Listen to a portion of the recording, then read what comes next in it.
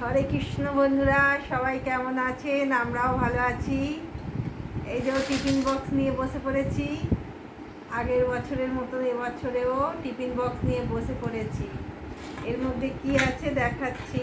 Tiffin বক্সটা, এই যে টিফিন বক্সটা খোলা হলো, আর এই যে টিফিন বক্সে সব টাকা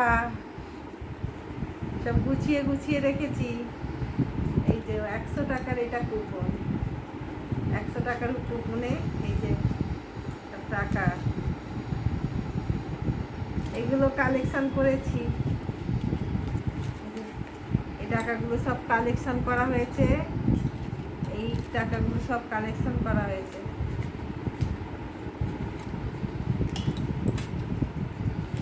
এগুলো সব প্রভুদেরকে পাঠাতে হবে জন্মাষ্টমী উপলক্ষে, এগুলো সব পাঠানো হবে। এটা হচ্ছে 50 টাকার বিল, এগুলো 50 টাকার বিল, এটা 100 টাকার বিল। আমাকে তো কত বিল দিয়েছে, এগুলো সবই আমাকে কালেকশন করে দিতে হয়েছে। আর এখানে এটাও 51 টাকার বিল, এখানে এগুলো 11 টাকার বিল।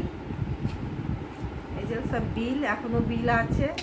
আর এগুলো সব টাকা, এগুলো সব প্রভুদের হাতে আমাকে তুলে দিয়ে আসতে হবে। এই টাকাগুলো সব হিসাব করে দিয়ে আসতে হবে।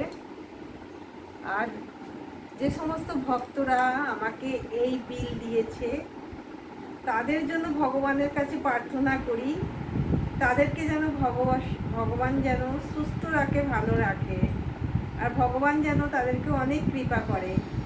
যারা আমাকে এই কালেকশানগুলো করে দিয়েছে তারাও যেন ভালো থাকে, সুস্থ থাকে। আর আপনারা সবাই চলুন ডোমজুর ইস্কন মন্দির, ওখানে জন্মাষ্টমী আছে। জন্মাষ্টমী লক্ষ্যে বিশাল বড় অনুষ্ঠান হচ্ছে ওখানে, সারা রাত ওখানে থাকা হবে।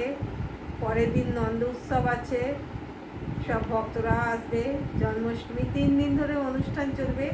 আপনারা যদি মনে করেন আসবেন তো আসতে পারেন ডোমজুর ইস্কন মন্দির। আর যদি আসেন আমাকে কমেন্ট করে জানাবেন আপনারা কে কে যেতে চান। ওখানে প্রসাদের ব্যবস্থা আছে, ওখানে হরিকথা আছে, প্রভুরা ওখানে হরিকথা বলবে।